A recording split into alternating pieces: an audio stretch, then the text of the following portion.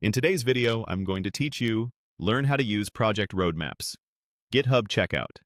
By the end, you'll know how to open an existing GitHub project, switch to the roadmap view, fine-tune the controls that shape your timeline, save your setup as a reusable view, and add both new issues and quick draft items to your plan. Start on your GitHub dashboard. From the top navigation or your profile menu, open Projects. If you manage multiple projects, it helps to narrow things down. Switch to the Created by Me filter and make sure you're looking at open projects. Then select the project you want to work with. If the project is untitled or private, that's fine. You can still configure everything we're about to cover. Inside the project, locate the Workflows tab.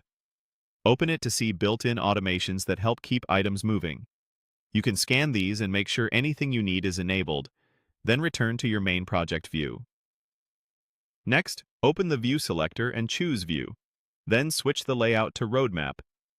This transforms your items into a timeline so you can see how work stretches across weeks or months. Now let's tailor the roadmap. Use Group By to cluster items, for example by status or assignee, so related work lines up clearly. Open markers to place key dates, like milestones or releases, so your team can see important checkpoints at a glance. With Sort By, control the order of items within each group, such as by priority or status. In Dates, pick the date fields that power your bars, start and target or due dates, so the timeline accurately reflects your plan. Adjust zoom level to switch between a compact or detailed view, from weeks to months or quarters, depending on how far out you're planning. Finally, use Slice By to filter the roadmap.